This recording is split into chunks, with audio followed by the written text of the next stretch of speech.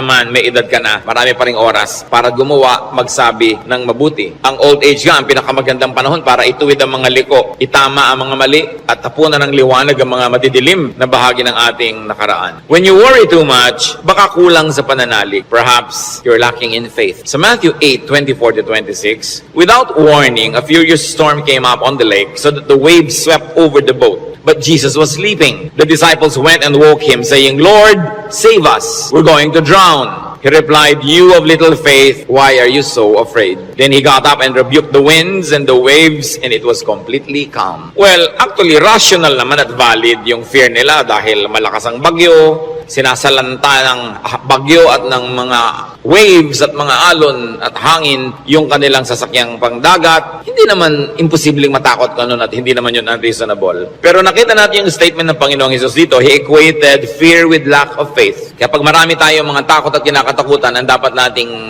siyasatin yung ating pananalig. We should check our faith. The more faith we have, the less fears. The more fears, it means the less faith. Sabi nga, faith is the assurance of things hoped for, the evidence of things not seen. And if you're assured and you have evidence of God's goodness through faith, you will be much, much less prone to worry. Kaya si Pedro, nung pinalakad ng Panginoon sa tubig, nung siya'y nag-alala, natakot, siya'y lumubog. Matthew 14:29-31, "Come," he said. Then Peter got out of the boat, walked on the water, and came toward Jesus. But when he saw the wind, he was afraid, and beginning to sink, cried out, "Lord, save me." Immediately Jesus reached out his hand and caught him. "You of little faith, why did you doubt?" In both cases, yung lulubog na bangka at lulubog na Pedro, pareho silang sumigaw, "Lord, iligtas niyo po ako," o "iligtas niyo kami," at sila naman ay sinagip ng Panginoon at muling napanatag. So nakikita natin, pwedeng mangyari na mag-alala tayo, pwede tayong malibang na manghina ang pananalig, pero pag nararamdaman na natin yun, na tayo ay tinatalo na ng takot, magpaligtas kay Jesus, manalangin, tumawag, dahil yung example, nakita natin, ang tumatawag sa Panginoon, sinasagip niya. Kaya kung isa't nakakalimot tayong manalig, nakikita mong ninenervyos ka na pala, takot na ang naghahari sa iyong buhay, pangamba, anxiety, even panic, remember Jesus and call upon Him. Siyempre, nakakapanik yung lumulubog ka sa tubig, tulad ng panik ng maraming taong iba't ibang korte at hugis at kulay, but the Lord is still Savior of all our worries and Savior from all our concerns. When you worry too much and you think that your faith is a problem, then ask for more faith. Humingi. Kuminsan ang ating mga panalangin parang grocery list, shopping list. Hingi nito, hingi nun. Maganda idagdag dyan yung bagay na hindi material. Humingi ka ng karadagang pananalig, tibay ng pananalig, sapagkat yung taong may tibay ng pananalig, kahit anong bagyo ang dumating, kahit anong warning at signal ang marinig, hindi siya nababagabag. Mag-alala man, konti lang. Hindi siya natatalo at hindi siya nasasakal ng takot. Kaya ang sabi ng mga apostles sa Luke 17:5, increase our faith. Yan ang panalangin nila sa Panginoong Jesus. Sapagkat napatunayan kulang ang pananalig nila, ang diningin nila, dagdagan yon. It is very important for us to practice faith. Habang ito'y pinapractice mo, you put it to use, lalong tumitibay, lalong lumalalim ang ating pananalig. Kung tayo mapag-alala, baka kulang sa kaalaman sa mga pangako at salita ng Diyos. Kung alam kasi natin ang mga pangako at salita ng Diyos, halos lahat ng concern natin covered. And I dare believe every concern is covered. Nung nananalangin itong sa Solomon sa Panginoong Diyos, masdan natin ang kanyang paggunita sa mga pangako ng Diyos sa langit. 1 Kings 8:25. Now, Lord, God of Israel, keep for your servant David, my father, the promises you made to him when you said, you shall never fail to have a man to sit before me on the throne of Israel. If only your sons are careful in all they do to walk before me as you have done. And now, O God of Israel, let your word that you promised your servant David, my father, come true. Malakas ang loob nitong Solomon na humingi sa Diyos sapagkat alam niya ang pangako ng Diyos sa kanyang tatay na si David. Kaya sabi niya, yung mga ipinangako niyo po sa ama ko, tuparin niyo, O Diyos. At pagka ang Diyos ay nilalapitan natin, na ang daladala natin ay yung pangako niya mismo at salita niya, ay nakakatiyak tayo na yun ay i-honor. Because God will always honor His word. Solomon, knowledgeable of God's promises to his father, claims it. So it's important for us, bago dumating ang worry, bago dumating ang fear, to know, then to claim and apply God's provision. Hindi kung kailan ka na nag-aalala at natatakot, doon ka pa maghahanap at mag-aaral, baka sa kalituhan mo, wala kang makita. Kaya mahalaga, mag-aral na agad. Sa uluhin ng mga salita ng Diyos, at i-quote sa sarili mo, i-quote sa pinoproblema mo, ang mga pangako niya. Bagamat kung hindi mo yung nagawa at may problema ka na, tagahanap ka pa rin, kapag Kapakipakinabang pa rin yun. Pero tiyak na kapakipakinabang lalo kung ginagawa natin before the need arises. Psalm 119 verse 50, sa lahat po ng mga nagdurusa, nahihirapan, memoryahin nyo itong verse na to, alalahanin, gunitain, anumang wika. My comfort in my suffering is this: your promise preserves my life. 5 very big words here. Suffering. Namnamin natin ang Psalm 119:50, sabi, my comfort is my suffering. So unang-una, suffering. Pagka atin pong inalala yan, there is suffering. We all go through suffering, pero sabi niya, my comfort in my suffering. Bawat suffering, bawat pagdurusa, may kakambal na ginhawa. May kakambal na pampalubag loob, pampalakas ng loob. Sa niya, my comfort in my suffering is this: your promise preserves my life. So, ang pangako ng Diyos, ang ginhawa ng mga nahihirapan, at ang salita ng Diyos ang nagpapalawig, nagpapahaba ng buhay ng tao. Kaya napakahalaga na alam niya ang mga pangako ng Diyos. Kung alam natin ang mga dealings ng Panginoon sa mga taong ang buhay ay nasa Biblia, nakita natin ang mga pinayagan ng Panginoon na hirap, at kung paano sa kahalos kaduluduluhan ay biglang darating ang rescue, biglang darating ang tulong dahil mayroong dahilan ang Diyos. At ngayon, hindi lang nailigtas yung mga tao na yon, nagiging huwaran pa natin na maging tularan natin sila, ang kanilang pananalig at ang kanilang pagkapit sa Diyos, lalo't lalo may mamabigat na mga suliranin. Psalm 119, 116, sustain me according to your promise, and I will live. Do not let my hopes be dashed. So, sabing ganon, hawakan mo ako, akayin mo ako, patuloy mo akong buhayin ayon sa iyong pangako. At siguradong ako'y patuloy na mabubuhay. Huwag mo akong hayaang mawalan ng pag-asa. Maraming magagandang pangako ang Diyos. Dapat alam natin. When you worry too much, baka kulang din sa panalangin. James 5:13, is any one of you in trouble? He should pray. Nakita nyo yung simple, mabisa, makapangyarihang solusyon. Pag ang tao may trouble, he should pray. Unang-una, prayer can change the situation. And even if prayer doesn't change the situation, praying will change your heart. Kaya hindi pwedeng yung prayer walang pakinabang. Maaaring gawin ito yung ginugusto natin na mabago ang sitwasyon, malutas ang problema, dumating ang solusyon, etc. etc. O kaya hindi man ganon, nabago naman ang pananaw natin, nabago ang ating pag-iisip, ganun pa rin ang bunga, tumahimik ka. Ang mahalaga naman sa tao, yung payapa siya. Yung tahimik ka kahit may problema, kahit nga hindi masolve yan, tahimik ka pa rin. Daig mo pa yung nasolve yung problema, pero magulo pa rin siya ang isip niya. Kaya ang mahalaga yung kalooban. At napaka-importante nito mga kapatid, tandaan natin, hindi ninyo kayang kontrolin ang mundo. Hindi ninyo kayang kontrolin ang global warming. Hindi nyo kayang kontrolin ang earthquakes. Hindi nyo kayang kontrolin ang mga political turmoils. Hindi nyo kayang kontrolin na maging sakit. Pero kaya yon ng Diyos. Kaya pag ipinapanalangin mo at inilalapit, ang laki-laki ng nagiging inhawa mo dahil alam yun ng Diyos. At kung gusto niyang baguhin yun, sinong makakapigil sa Kanya? At kung hindi niya binabago, meron siyang magandang dahilan. Manalig ka na magandang kanyang dahilan kahit kung minsan hindi naabot ng iyong isip. Pero eto pa, kung hindi mo makontrol ang mga bagay na yan at hindi kinontrol ng Diyos para sa kagustuhan mo, meron ka pang pwedeng kontrolin, kapatid, yung kalooban mo. Pag pinili mong manalig, pinili mong sumamba, at pinili mong pumanatag sa salita ng Diyos, hindi ka tatablan ng pinoproblema mo. Kaya laging kapakipakinabang ang pananalangin. So you always pray and pray and pray. Yung madalanginin, malayo yan sa pag-aalala. Lalo't ang pananalangin ay punong-puno ng pasalamat. Kasi kung nananalangin ka ng nagpapasalamat, oo nga naman, naaalala mo unti-unti na ang dami ng mga maganda sa buhay na dapat ipagpasalamat. Nababalanse ang iyong alalahanin at natutuwa ka pa kung lumaon. Ngayon, maraming ganito mga kapatid. Sobrang nag-aalala, matatakotin, nerbyoso, dahil kulang lang sa saya, kulang sa libangan o sa sarap sa buhay. Napakahalaga na ang tao ay may saya, may libangan at may sarap ng buhay. Kaya marami mga tao naghahanap ng aliw.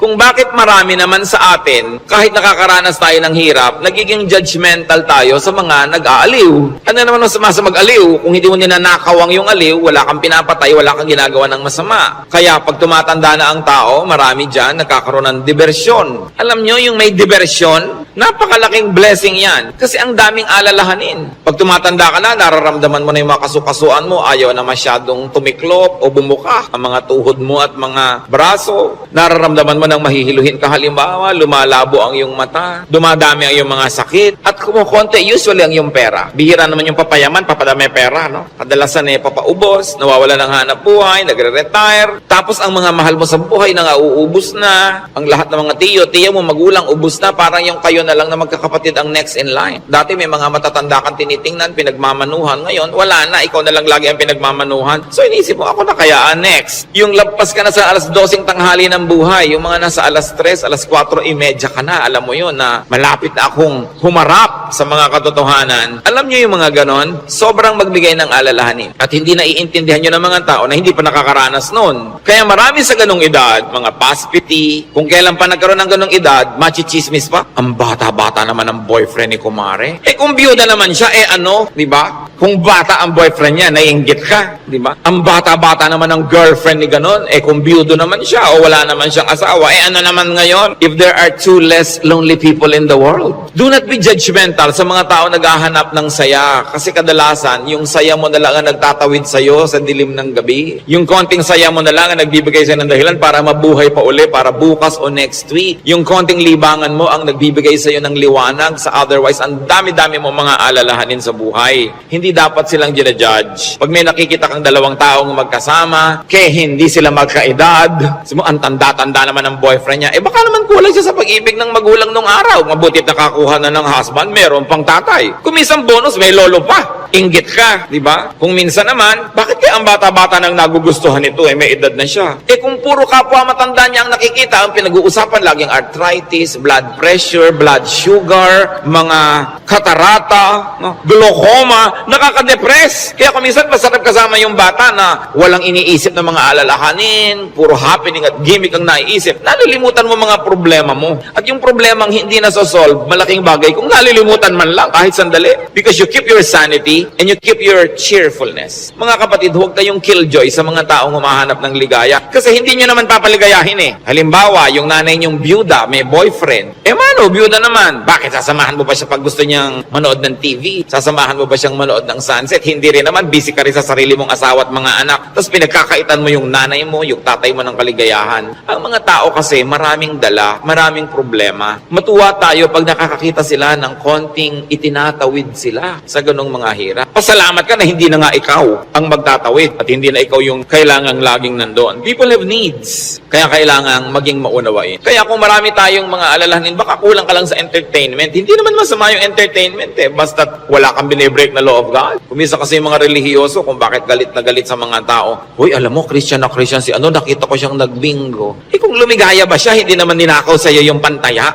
So, marami magtatanong niya sa akin and marami will feel uncomfortable. But, lalo yung mga may edad na nating mga nanay, mga tatay, kung ikaliligaya nila, diba, kakausapin mo ba yan sa haba ng mga kwento? Hindi naman lagi. Basta't walang nananakawan at hindi ka naman naghahangad, gusto mo lang malibang. Kung gusto ng Panginoon, tayo ay magkaroon ng buhay na masaya. Si Elijah, propetang-propeta, natalo ng lungkot, gusto tuloy mamatay. 1 Kings 19:3-5. Elijah was afraid and ran for his life. When he came to Beersheba in Judah, he left his servant there, while he himself went at his journey into the desert. He came to a broom tree, sat down under it, and prayed that he might die. I have had enough, Lord, he said. Take my life. I am no better than my ancestors. Then he lay down under the tree and fell asleep. Nakita niyo ang problema niya, natatakot siya, nagtatakbo siya, napagod, tapos iniwan pa niya yung assistant niyang lalaki, nag-isa siya maghapon, magdamag, sobrang nalungkot, na-depress tuloy, pinaghahalo-halong gutom, pagod, gusto tuloy mamatay. Pero nung ginising ng anghel, pinakain, pinainom, pinatulog uli, ginising, pinakain, pinainom, pinatulog uli. Sumaya na naman, tuloy na naman ang ministry niya. Mahalaga, nakakatawid ka sa difficult days. Ecclesiastes 2:24, a man can do nothing better than to eat and drink and find satisfaction in his work. This too I see is from the hand of God. Nakita nyo, mapakahalaga kay Solomon i-emphasize na sabi niya, yung pagkain, pag-inom, pagsasaya, galing din yan sa Diyos. Bakit niya idinidiin? Kasi akala ng iba, ang galing lang sa Diyos, tini, krus, pasakit, kalbaryo. Ganun. Kung kailangan danasin yun, danasin. Pero hindi laging ganun ang kalooban ng Panginoon. Gusto niya tayo na mag-enjoy. At sinabi, to find satisfaction in all His work. Not in somebody else's work, not in somebody else's fruits, but in someone's work. In other words, kung nasan ka, anong ginagawa mo, doon ka umimbento ng saya. Doon ka humanap ng ikaliligaya mo. Sapagkat yun ang doable, yun ang reachable. Ecclesiastes 19:13, that everyone may eat and drink and find satisfaction in all his toil. This is the gift of God. Gusto ng Diyos, pag kumakain ka, masaya ka. Umiinom ka, na-enjoy mo yung iniinom mo. May ginagawa ka, hindi ka nagdadabog, natutuwa ka sa ginagawa mo. Ang payo pa ni Solomon, Ecclesiastes 9:8, always be clothed in white and always anoint your head with oil. Baka naman bukas sa kaputi na kayo lahat. Yung puti kasi is associated with linen sa Israel at sa mga disyertong bansa tulad ng Egypt, kaya lahat ng mga nobles laging naka-white, nakalinen. Ibig sabihin kasi comfortable and beautiful. So ang sinasabi ni Solomon, be comfortable, have pleasure, and enjoy beauty even in what you wear. Sa dami ng lungkot ng mundo, pag may konting saya na pwede mong kunin sa hangin, kunin mo. Pag may konting kaligayahan, kunin mo. Kasi maraming kalungkutan na hindi mo pwedeng iwasan. Mabuti na yung marami kang deposit sa alkansya ng saya para pag may panahon ng pagdurusa, may madukot kang saya, pampalakas sa mga araw na malungkot ka. Kaya kung may pagkakataong sumaya, magpakasaya ka. May pagkakataong gandahan ng environment, gandahan mo kasi kung minsan napipilitan kang tumingin sa hindi maganda. Meron kang pagkakataong guminhawa, paginhawahin mo. Kasi maraming beses hindi ka maginhawa at wala kang magagawa tungkol doon. So buti na yung marami kang pabaon sa sarili mo na saya, tawa, kagandahan para pagka panahon ng tagsalat, meron kang panggagalingan ng lakas. Surround yourself with what is beautiful and pleasurable and comfortable. Sabi nga ni Balagtas, sapagkat ang mundo'y bayan ng hinagpis, mamamaya'y sukat tibayan ang dibdib. At ang isa sa mga pagpapatibay niyan, whenever you can be happy,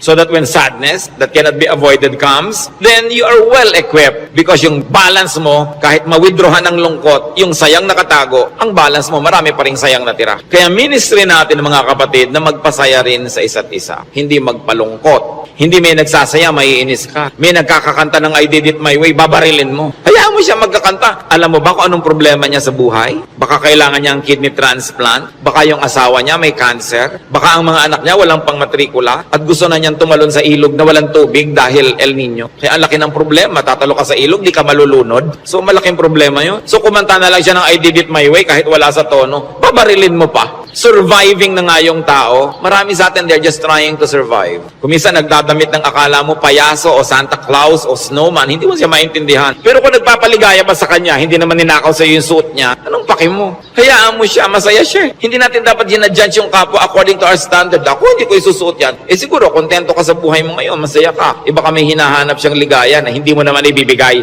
Ano ngayon kung gano'n ang suot niya? Mahalaga sa spiritualidad, ang tunay na spiritualidad, ang bunga niyan mga kapatid, kabaitan sa kapwa. Kung hindi ka mabait, kahit sa ulo mo yung buong Biblia, sayang lang. Para ano? When you worry too much, baka sobra ka ng pakikinig sa balita. Bad news. Yung makinig sa balita, manood ng primetime TV, garantisado lulungkot ka. Kung hindi ka naman mawala ng ganang kumain dahil oras ng hapunan. Babae, tinadtad, sinigan, inilagay sa drum, nilagyan ng semento, hinulog sa dagat. Gusto niyo bang panghimagas yan sa inyong paghahapunan? O kaya appetizer, kung late kayo wala kayong mapapala kapapanood yan. Hindi niyo naman kailangan malaman. Nananakot lang para bumenta. Siyempre, because bad news is good news in journalism. Ibig sabihin, papansinin ng tao. Pag nagpapakinig ka sa mga El Nino, La Nina na yan, mga earthquake, takot ang aabutin mo. May magagawa ka ba dyan? Ikaw ba si Bernardo Carpio? Sige, pigilan mo ang paggalaw ng lupa para huwag lumindol. Kaya mo ba yan? So yan ang mga takot na hindi mo naman kailangang entertainin kasi wala ka naman magagawa tukol dyan. Kaya manalangin ka. Yan sabi, pray, pray, pray.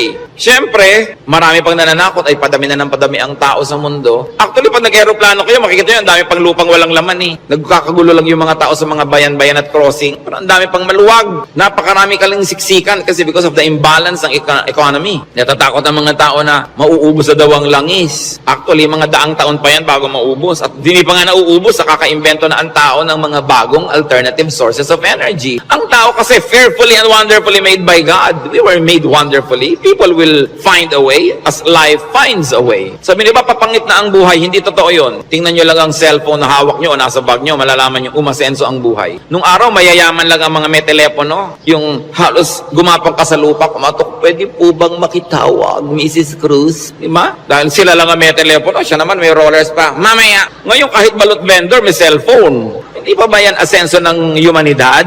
Ang mga pharaoh, ang mga Roman emperors, ngayon nahuhukay mga bangkay nila, simpleng abscess lang ng bagang namatay. Appendicitis namatay. Ngayon, routine na lang yan. Diba? Routine. Ang dati nating presidente, Manuel Quezon, namatay sa tuberculosis. Ngayon, nagagamot na yan. In other words, nag-i-improve ang science, nag-i-improve ang technology. Natututo tayo ng green architecture, green lifestyle. So natin parumi ng parumi ang mga ilog, buti pa ng araw na malilinis ang ilog natin. Lilinis din yan kasi magigising din tayo sa katotohanan na walang kwenta ang maruming ilog. Yung dating karumi-ruming ilog sa Singapore, ngayon ang linis-linis na, ang dami na uling isda. Ganon din naman sa Stockholm, sa Sweden. Sa gitna ng city, ang linis ng ilog, may mga nangingisda, kinakain nila yung isda. Dati daw yung parang Pasig. In other words, ang tao kasi natututo. Matututo.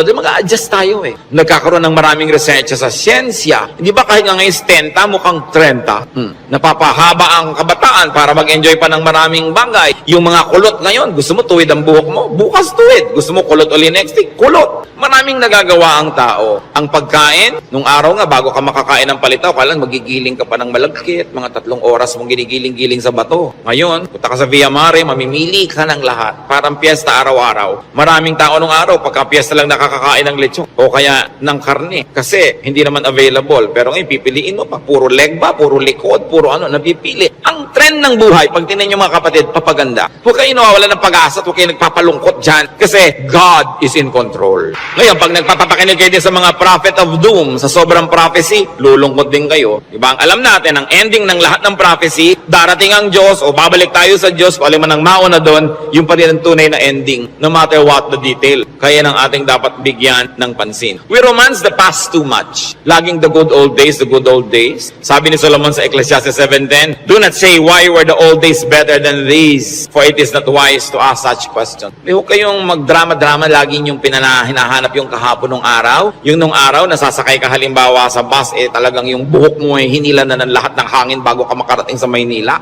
Yung the good old days ba yun? Na para ka magkaroon ng ice cream, gagawa ka? Good old days ba yun? Marami tayong hindi ina-appreciate sa present, sa accomplishment ng humanidad at ng kabihasnan because we romance the past too much. When you romance the past, you will be sad. When you worry about the future, you will be afraid. You know what God wants you to do? Enjoy the day. Enjoy the moment. Yan ang payo ni Jesus. Sabi niya, do not worry about tomorrow. Tomorrow will worry about itself. Let the day's own trouble be sufficient for the day. Yung iba naman, kaya nagwo-worry, sobrang daming alam. Kaya ang sabi sa Ecclesiastes 7:16, do not be over-righteous, neither be over-wise. Why destroy yourself? Habang marami kang nire-research, maraming inaalam na hindi mo naman talaga kailangan sa pang-araw-araw na buhay mo, dadagdagan lang ang alalahanin mo. And sometimes, even in religious studies, ganyan yan. Marami ngayong mga TV networks nagpapakute para makakuha ng audience, mapanood. Walang ginagawa kundi siraan ng Diyos, siraan ng Biblia, guluhin ang pananalig ng mga nananalig. Tapos pag naman nanood ka ng nanood, nakinig ka ng nakinig, ang ending mo ngayon, malilito ka. Hindi ka ngayon makatulog.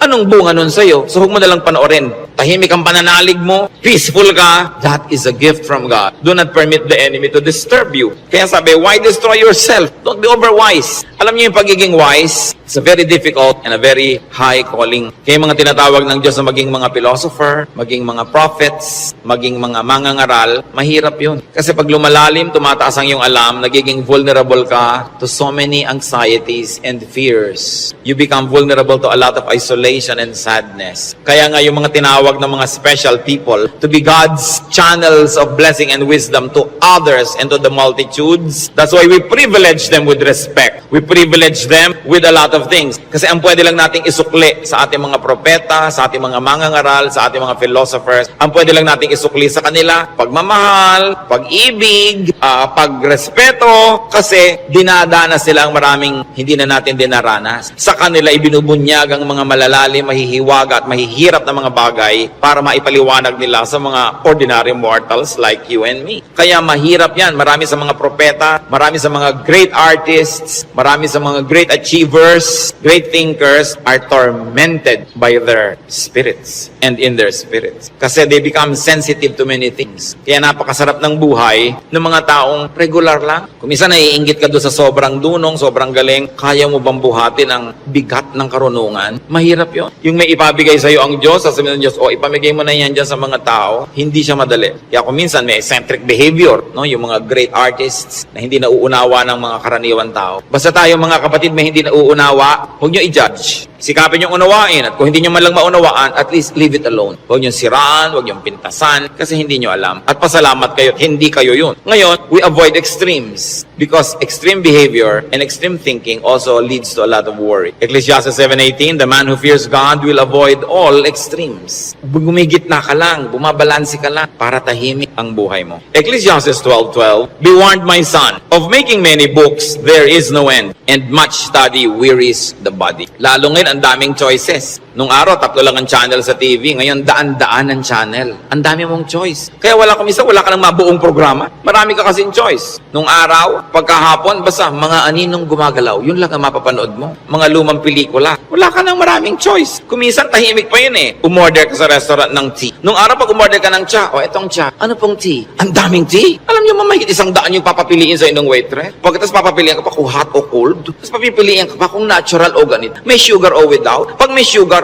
natural sugar, coco sugar, ang dami pang sugar. Huwag na nga, tubig na lang. Ang daming choices ng pati ng soft drinks. Gumugulo tuloy. Bakit natin ito binabanggit? Mga kapatid, kung tahimik na ang inyong kalooban sa pananalig niyo sa Panginoon, huwag niyo nang guluhin ng kung ano-ano pa mga ideya. Walang mapapala. Ang kaluluwang palipat-lipat, papalit-palit. Sabi ni Solomon, tigilan niyo na yung kababa sa sobra. Sabi ko noon, mapapagod ka lang, matutuyo ang iyong lakas. Sabi ko noon, hindi ba tatapos yan? Ang ending din naman, haharap ka sa Diyos eh. Kaya kung tahimik ka na, payapa, huwag ka nang pagulo pa. That's why prophets and philosophers and thinkers and teachers are burdened, and the only thing we can give them is to privilege them with respect. Sabi sa Ecclesiastes 5:12, the sleep of a laborer is sweet. Read laborer as simple man. Yung unscholarly man. Sabi ko noon, mas madaling sumaya pag mababaw ka. So huwag mo nang masyadong laliman. Kasi baka walang humukay, para kang nagtago na wala naghanap, lalabas ka rin. Mahirap. Pag may mga mababaw dyan, ang saya naman nila, mabuti pa sila. No? Yung konting, ay hangin. Hangin lang, tumatawa. Kesa naman ang tali-talino mo, wala na makapagpatawa sa'yo. Mas mahirap yun. When you worry too much, baka kulang ka lang sa food or drink or chemical balance. Tulad ng pinag-usapan natin. No? Kaya yung propeta, pinakain ang anghel sa 1 Kings 19:7-9 at guminhawa na siya nung siya kumain at nakainom. Baka sobra ka nagda-diet, kulang ka na sa vitamina, kulang ka na sa minerals, kulang ka na sa nutrients, kaya ka pala malungkot. Ang bewang mo nga, di ba? Ang liit-liit, pero ang lungkot mo naman, nakatingin ka at nakatulala, no? Sa kawalan, di bali nang lumaki ang bewang mo. Basta masaya ka. Ang mahalaga yung kalooban mong masaya ka. Kasi ang buhay maiksi. Alam nga namang ubusin mo pa sa lungkot yan. Kailangan i-maximize mo yung saya. Kaya si Timothy na laging sinisikmura, sabi sa kanya ni Paul sa 1 Timothy 5:23, stop drinking only water and use a little wine because of your stomach and your frequent illnesses. So kulang siya sa chemical balance. Binabalanse. The Lord Jesus' prescription against worry, Matthew 6:26-34. Sabi niya, look at the birds of the air. They do not sow or reap or store away in barn, and yet your heavenly Father feeds them. Are you not much more valuable than they? Who of you by worrying can add a single hour to his life? Sabi, ba't ka nag-aalala? Kita mo yung mga ibon, hindi naman yan nag-agriculture, pero pinapakain, buhay din yan. Mas mahalaga ka kaysa ibon. Kaya ang unahin mo, manalangin, lumapit sa Diyos, manali. Tapos marami ka pang ibang alalahanin, etc., etc. Kaya sa verses 26-34 ng Matthew 6, sabi ng Panginoong Jesus, and why do you worry about clothes? See how the lilies of the field grow. They do not labor or spin. Yet I tell you that not even Solomon in all his splendor was dressed like one of these. And if that is how God clothes the grass of the field, which is here today and tomorrow is thrown into the fire, will He not much more clothe you, O you of little faith? Sabi, ba't ka nag-aalala kung ano isusuot mo? Mga little things pa yan. Kasi yung damit dyan, symbolic of all other things. Food and drink, symbolic of all our needs. Plus, what to wear. Sabi niya, nakita mo yung mga damo. Hindi naman gumagawa ng tela yan. Hindi yan naggagawa ng damit. Pero kahit si Solomon, sa kanyang kayamanan, hindi nakapaglihis tulad ng magagarang damo na yan. At kung yung mga damo na buhay ngayon, bukas ay tuyot na at sisigan na lang, ay dinadamitan ng Diyos ng maganda, ikaw pa kaya ang pabayaan ng Diyos. So pag nag-aalala tayo, tumingin ka sa lumilipad na ibon, kaya dapat hindi tinitirador ang ibon, dahil anong titingnan mo kung walang lumilipad? No? Hayaan nyo silang magliparan dyan. At tumingin ka sa damo na maganda, tumingin ka sa isda na maganda, tumingin ka sa lahat ng magagandang likha ng Diyos, ikaw pa kaya ang hindi alaga,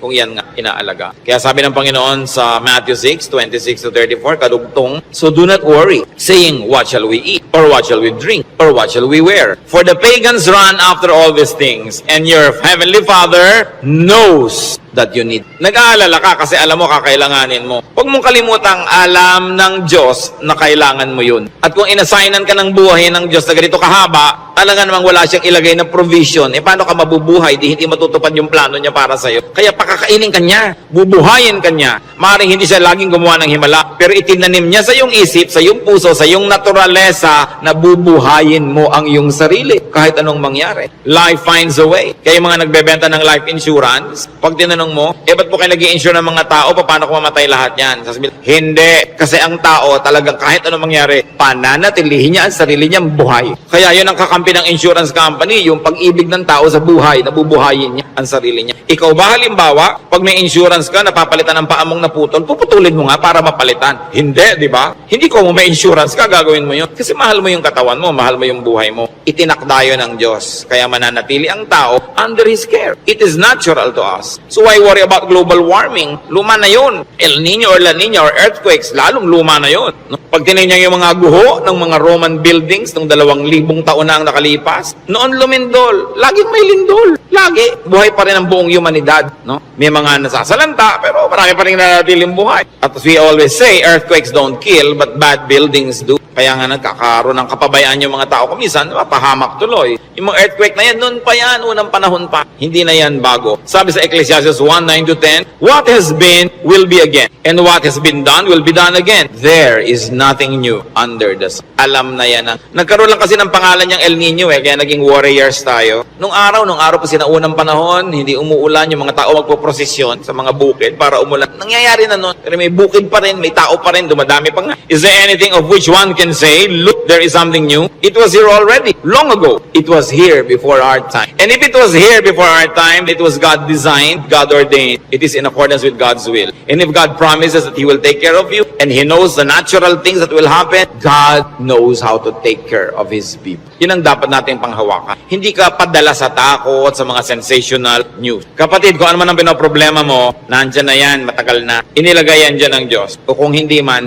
pinayagan niyang malagay yan dyan. Alam niya. At kung alam ng Diyos, pwede ka magtiwala. Huwag mong problemahin. Listen, church. Ang problema, nagiging problema kasi pinoproblema. Pag hindi mo pinroblema, di hindi problema. Kaya dalawang tao, dalawang ina, yung isa yung anak, wala pa, 2:00 ng umaga, balisang-balisa, hindi makatulog. Yung isang ina naman, tulog na tulog, parehong wala yung anak nila. Yung isa kasi pinoproblema niya, yung isa hindi. So, malaki na yon, alam na niya umuwi. Lalong-lalo kung may pangatlo pa na hindi naman problema, sabi niya, ipinanalangin ko na sa Lord. Wala ako sa kinakalagyan ng anak ko ngayon, pero nandun ang Diyos, so binilin ko na. In fact, mas mahal naman ng Diyos yung anak ko kaysa mahal ko yung anak ko. So magtitiwala ako at matutulog ako dahil anong mapapala kung gising ako dito. So iba-ibang attitude, pare-parehong sitwasyon. Your attitude will shape your lifestyle. Ganun yung asawa na hindi na halos pansinin ng asawa nila, laging wala. Merong mga nag-aalala, bakit siya laging wala, etc. etc. Meron mga, ay salamat, wala siya. Marami akong magagawa ngayon, walang abala. Nasa sayo yan, kung anong gagawin mo sa buhay mo. Pero hanggang hindi mo pinoproblema ang isang bagay, hindi yun problema. Ngayon iniisip mo, ano kaya, Pastor, ano magagangyari po pag natunaw lahat ng mga yelo sa North Pole? Lumayas ka sa harap ko, hindi ko alam. Bakit mo ipapaproblema sa akin ng mga yelo sa North Pole? Diba? Pero natin po problemahin yan. Magdasal ka, kahit alam ko na kasi lumubog ang buong mundo eh. Gusto ng Lord na lumutang sila Noah, lumutang. Di lumapit ka sa Diyos para kahit lumubog, lumutang ka. Bakit mo paproblemahin yung buong yelo, buong Antarctica? Ang saya-saya ng buhay ko dito, bibigyan mo ako ng problema.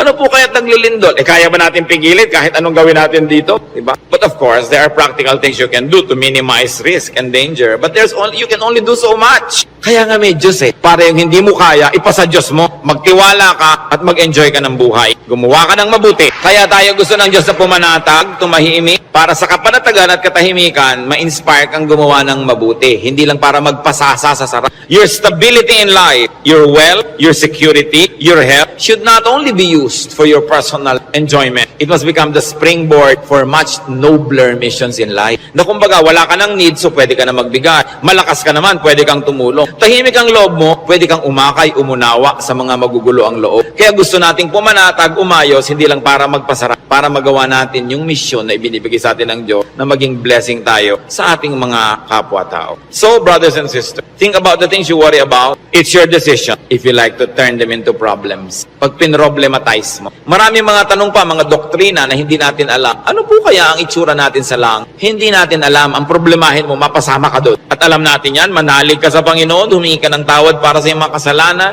tanggapin mo si Jesus sa Panginoon tagapagligtas, at siya na ang may problema sa mga detalye. Bakit mo pinoproblema? Kahit naman tayo magtalo, mapuya, hindi natin masasagot. ipa sa Diyos ang mga bagay. Ito ang isa sa mga pinakamalalalim na regalo ng Diyos sa atin sa pananalig. Nagkakaroon ka ng kapayapaan. Nagkakaroon ka ng katahimikan. Matthew 6:26-34, karagdagan. Sabi ng Panginoon, sa halip ng mga problema kayo, seek first His kingdom and His righteousness, and all these things will be given to you as well. Therefore, do not worry about tomorrow, for tomorrow will worry about itself. Each day has enough trouble of its own. Huwag laging alalahanin ang nakaraan, nakakalungkot. Kaya pag kami mga medyo senior ladies magpa-party, tapos ini-invite ako, baka ang tugtog nyo, puro 60s and 70s, ha? Ayokong pumunta. Puro na lang tayo nung high school natin, nung ganyan.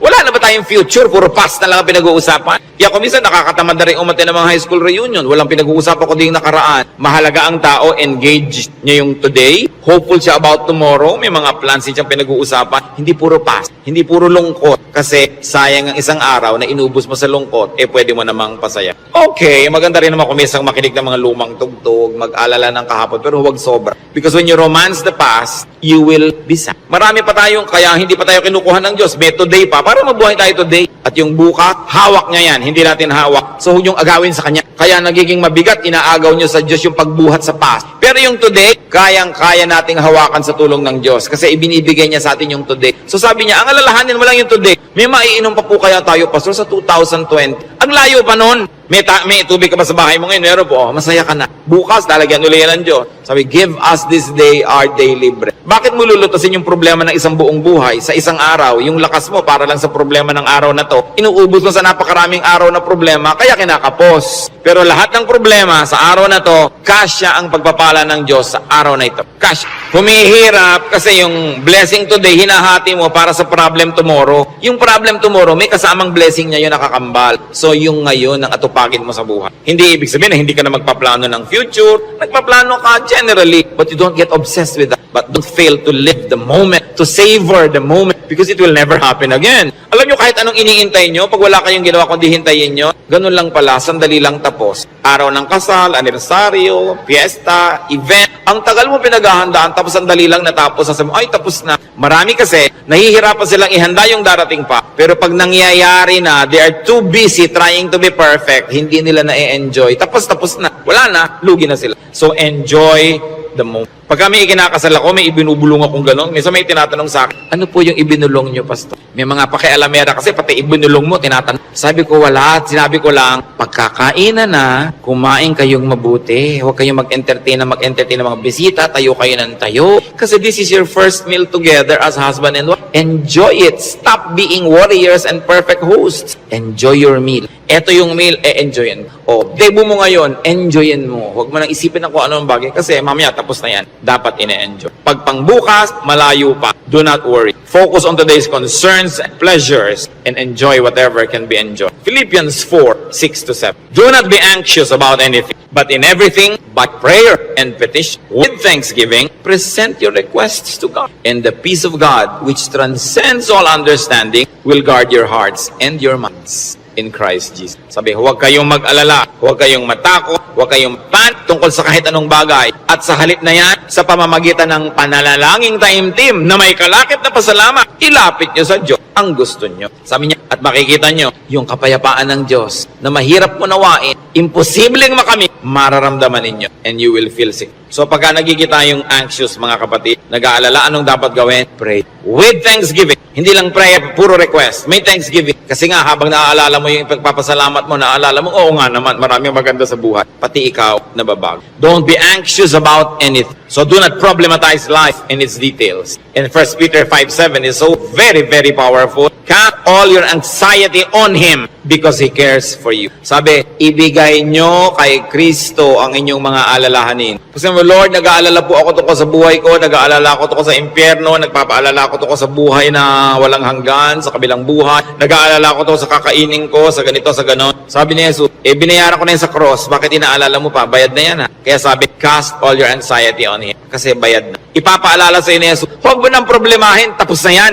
binayaran na. Kaya nga ako nagdugo, nasugatan, nahirap, mahirapan, nagdusa, namatay, para hindi ka na magdusa. Bakit ginokopya mo ako, hindi naman ikaw ako? Ba't ka naman problema? Problema ko yan. Kaya nga, is Savior. He is Lord. Lord over all our problems and cares. Kaya sabi ng Ecclesiastes 11:10, so then, banish anxiety from your heart and cast off the troubles of your body, for youth and vigor are meaningless. Sabi, palayasin mo, iwag-wag mo ang mga problema mo. Kaya ang laki ng gawa ng word na word, banish. Hindi lang sinabing remove, banish anxiety. And this word anxiety in its original word and language is the same as the clinical word now for anxiety. Yung halos masiraan ka ng bait sa pag-aalala, sa takot, sa panic, sa nerbyo. Sabi, iwag-wag mo yan, tanggalin mo yan. Hindi yan bagay sa mga anak ng Diyos. Do what it takes para matanggal yan. Kaya yung mga sinabi natin, maghanap ka ng ligay, manalangin ka, get busy, alisin mo ang dapat mong alisin, palitan mo ang yung mga pag-alala ng panalangin, ng kapayapaan, ng pananal. Bakit? 1 John 4:3, the one who is in you is greater than the one who is in the world. God who lives in you is greater than the spirit that scares you. Kaya napakahalaga na isipin yan, yes, I am a winner because Jesus Christ is a winner. Matthew 10:29-31. Sabi ng Panginoon, are not two sparrows sold for a penny? Yet not one of them will fall to the ground apart from the will of your Father. And even the very hairs of your head are all numbered. So don't be afraid. You are worth more than many sparrows. Yung maliliit na ibon sa Israel, ang mura-mura, dalawa nun, isang pera lang. Para halos economic value. Sabi ng Panginoon, hindi ba ang mumura ng mga ibon na yan halos walang halaga? Pero wala ni isa sa mga yan ang namamatay nang hindi alam ng Diyos at hindi pinapayagan ng Diyos. Pati sila, pinapayagan muna ng Diyos na mamatay bago mamatay. Alam ng Diyos ang nangyayari sa kanila. Eh ikaw, sabing ganon, pati nga number ng buhok mo dyan sa anit mo, alam niya. Alam ng Diyos kung ilan nang nalaglag sa unan kagabi, sumama sa shower, ilan niya kung ilan tumutubo, alam niya kung ilan yung nalalagas,